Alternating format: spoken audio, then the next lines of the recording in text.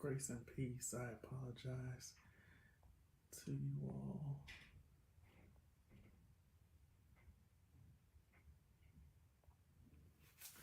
Yeah, all right, so we're getting everything together. Grace and peace. It's wonderful to be with you today. Um, Happy Mother's Day. Let's start with that. Happy Mother's Day to all of the mothers. We appreciate you for your tremendous efforts and sacrifices in our lives. We are honored to have the blessing of mothers to run to. I don't know about you. Anybody ever had to run to their mother for comfort, for counsel, for wisdom, for advice? And so we are just appreciative to mothers. I don't want to be long because I know that you all have planned to spend time with your mothers, to encourage them, to love on them, and rightfully so. And so, can we get straight into the teaching today? And I'll let you go as soon as I can. It won't be long. In Paul's second missive to Timothy, chapter number 1. And so all year we've been discussing the fruit of the Spirit, literally all year. I marvel because we're in May, the 5th month of the year, and I've been dealing with being spiritual. I've been dealing with the fruit all year long, and I'm not typically one to stay in a teaching series this long, but I appreciate the things that the Spirit of the Lord has been saying to us for this time, the things that the Lord has been saying to us for this season of our lives. We're just grateful for His speaking voice. And so we were in Galatians chapter 5, but the fruit of the Spirit is love, joy, peace, long suffering, gentleness, goodness, and we've arrived at faith. I skipped over patience. But we've arrived at faith, and I thought that it would be important for us, and it would be honorable for us to begin the discussion on faith, which I'll probably do for the next 4 times I see you. For the next 2 weeks, dealing with faith, because there's 2 components I really want to tease through with faith. But I thought it would be honorable to start here with faith. So in Paul's second missive to Timothy, chapter number 1, beginning at verse 3, Paul says these words: I thank God who I serve as my forefathers did, with a clear conscience. As night and day, I constantly remember you in my prayers. Recalling your tears, I long to see you so that I may be filled with joy. I have been reminded of your sincere faith, which first lived in your grandmother Lois and in your mother Eunice, and I am persuaded now lives in you. For this reason, I remind you to fan the flame of the gift of God which is in you through the laying on of hands. For God did not give us a spirit of fear, timidity, but of power, love, and of self-discipline, or a sound mind. And so today, just for a few minutes, I just want to talk to you about the fruit faith. One of the things that we've been discussing is that in order for this plant to grow, we're talking about the fruit of the Spirit. So we're talking about a tree, we're talking about a vine. Before there can be fruit, there has to be a filling, a using of the energy of the sun that is then converted into fruit. You have to understand just a little bit about plants and about trees. They draw on the energy of the sun. They utilize that energy. It's transformed into sugar at its root, sugar that the plant uses to both grow and develop. And then excess fruit is then excess energy, excess sugar is then formed into fruit. And so when we're dealing with fruit, we're dealing with the leftover reserve of the energy that has been given to the plant by the sun. My brothers and sisters, it's important for us to look at this analogy very carefully, very clearly, and understand that when we are dealing with this fruit called faith, it is not something that we conjure up. Faith is not something that we have decided on our own. Rather, our faith is a faith that is handed down to us generation after generation after generation. It is not a new school thought. It is not a new school, new age thinking, but this faith is solid. Faith, it has been tested and it has been tried through centuries of theology, through centuries of soteriology, through centuries of Christology, through centuries of thinking through the biblical text and trying to understand what Paul, what Peter, what James, what John, what Jesus, what Luke, what Matthew, what they're all trying to convey to us as a message of God. These are the things that we contend for. It is interesting now that we are dealing with Paul. He is writing a second letter to his spiritual son, Timothy. I can't get stuck there. And he says, I'm reminded that the faith, it didn't just originate with you, but you're a third generation recipient of this faith. He says this faith was in your grandmother. This faith was not just in your grandmother, but it was also committed to your mother. And then it was committed to you, Timothy. And so I am persuaded that what your grandmother had, what your mother had is in you. And so we thank God for mothers. We thank God for grandmothers who taught us the faith. I often reminisce about my childhood. It was my grandmother who taught me the Lord's Prayer at a young age. It was my grandmother who taught me most of the important things of my life. She would sit and talk with me. She taught me how to cook. She taught me how to clean properly. Hello, somebody. I know some people say they clean, they don't clean properly. But it was her taking us to church every Sunday. And then when we moved from New York to South Carolina, it was my other grandmother who continued the tradition, taking us to church, talking us through a Christianity, helping us to develop in our faith. And so it is a history of the women of God who have been instrumental for many of us in conveying the message of God. And so today, if you have a mother or somebody who has influenced you in the spirit, you ought to just tell them thank you. Wish them a happy Mother's Day and tell them thank you for carrying you in the spirit, for teaching you, for leading you, for directing you. There is something that they have put in you that you didn't get yourself, right? You didn't get that from going to seminary. You didn't get that from going to any boot camp. There is a standard of faith. It's one of those things that I like to think there are pillars in my life of faith, and they were put there because of tradition, nothing that I thought up myself. And so when we're dealing with faith now, happy Mother's Day, when we're dealing with faith, we are dealing with not just the building blocks of our day-to-day living, the building blocks of our future, but we are also dealing with the thought, the real thought that underlines everything that we believe. Faith in this way means two different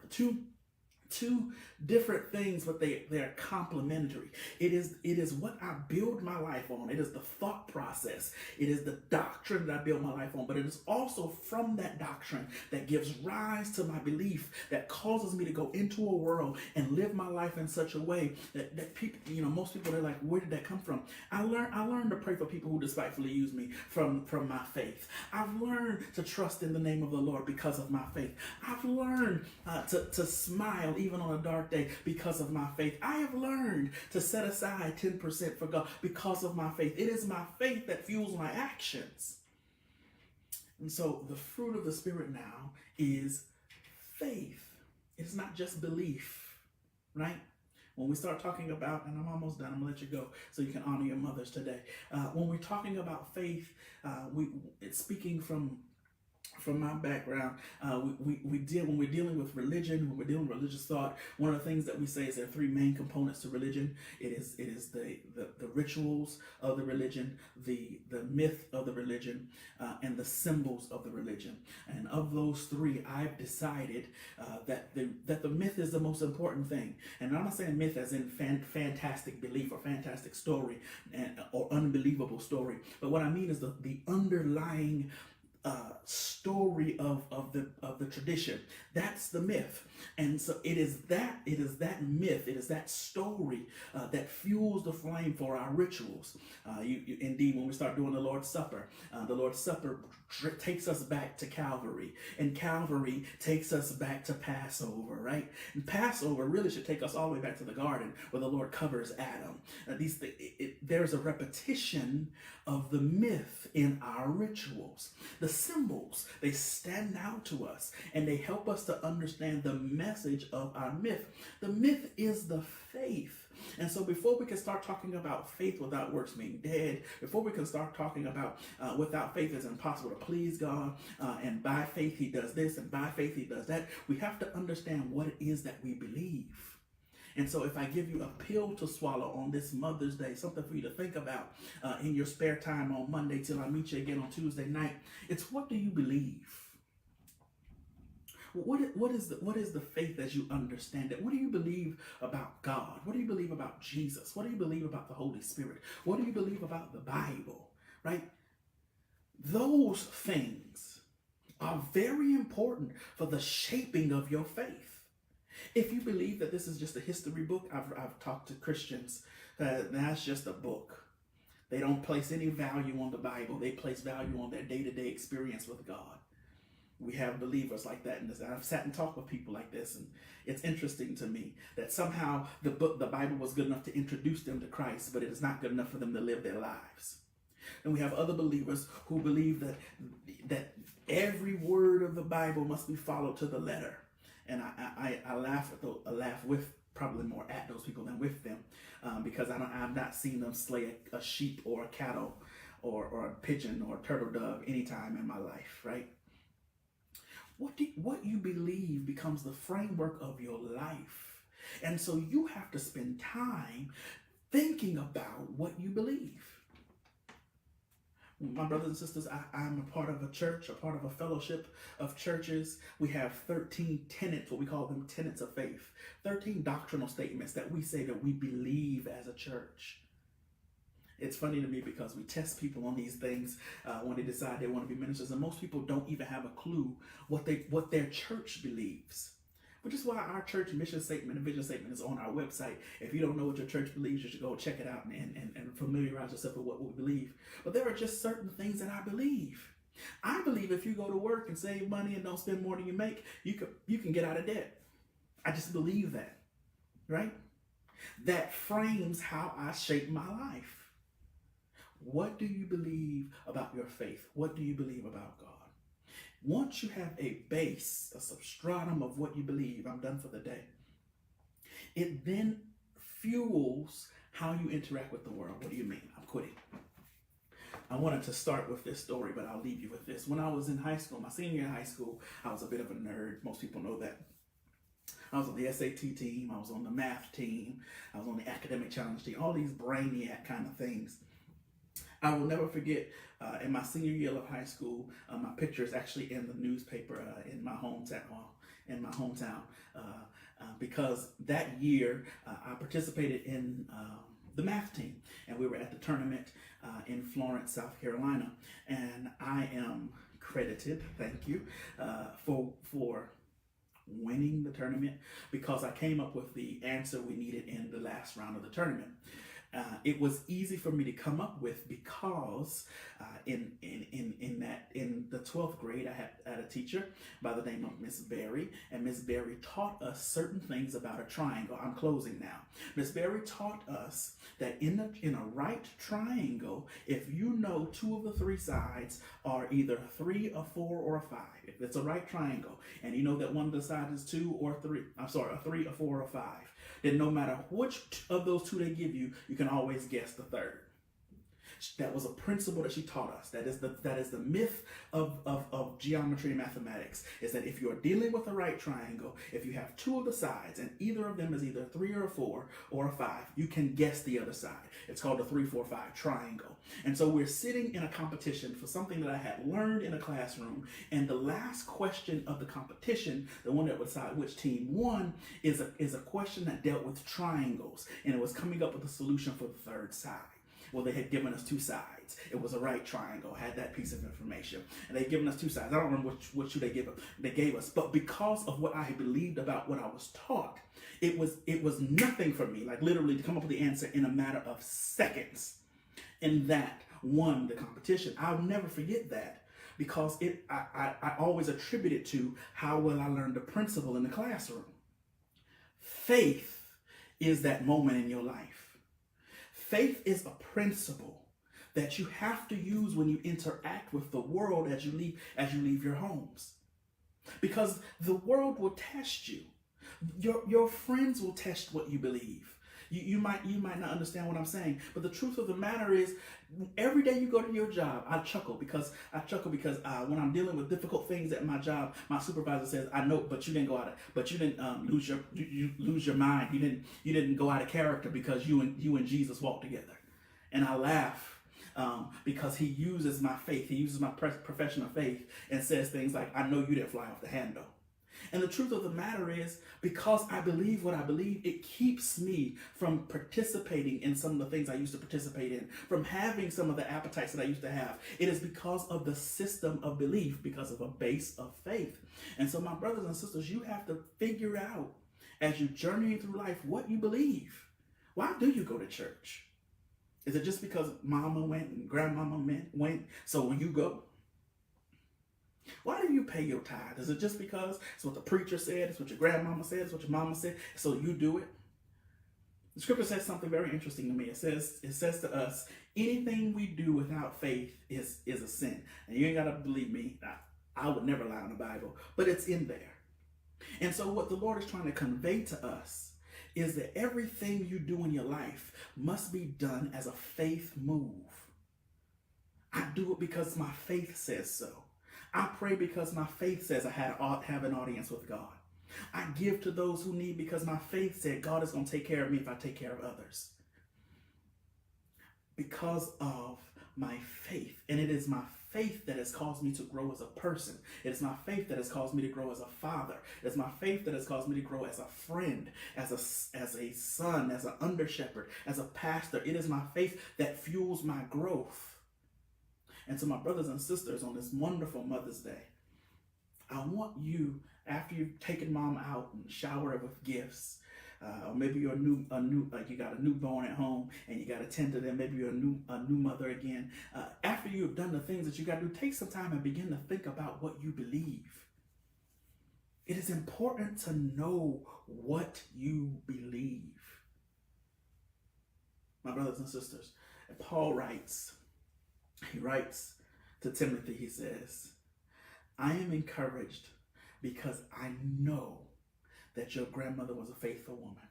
I know that your mother was a faithful woman. And so I am convinced that the faith that was in both of those generations is also in you. And so because I am convinced of that, I command you, Timothy, to begin to fan the flames. King James says, stir up the gift. But begin to fan the flames of the gift of God in your life. Faith is not just a tool, it is a gift. Faith is my gift. It is the gift of God to my life. And without it, I can do nothing. Tuesday I pick up, because I'm done now. Tuesday I pick up with how I please God. The Bible says that without faith, it is impossible to please God. I want to pick up with how my life can please God, dealing with this fruit of faith. Until Tuesday, my brothers and sisters, I thank you for your audience. I intentionally want to just drop this on your heart and get out of the way. You all enjoy your mothers. Those of you who do not have mothers, I prayed for you this morning that you are not overly sorrowful, but that the Lord comforts you. Find some comfort in the day, and don't you be depressed. And don't you be too stressed out. Don't take yourself through all those changes. Honor the memory of a mother lost. Honor the memory of a mother lost. And find a way to smile today. If you got to call a friend, if you got to go spend time with somebody to get out of your own headspace, do what you got to do. until Tuesday night. Those of you who are members, we love you, and you are giving today. The information for giving is in the description. I will not bother you or bore you or insult your intelligence by reading to you, but we've got PayPal and Cash App and a website, which I am so stoked about. I don't know why I get so excited about it, but I do. www.rlcrdu.com is the site. You all can go there, check us out, see what we believe. On Tuesday, I pick up with how we please God with our faith.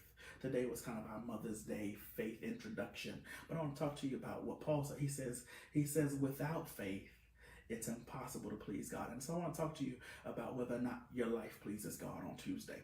Tuesday at 7 p.m., not 7:30. Y'all excuse me. Last week I thought it was 7:30. I don't know. 7 p.m. on Tuesday, I'll be back with you. Until then, may the Lord bless and keep you. May the Lord make his face to shine upon you and give you peace. May the Lord lift his countenance upon you and be good to you. In Jesus'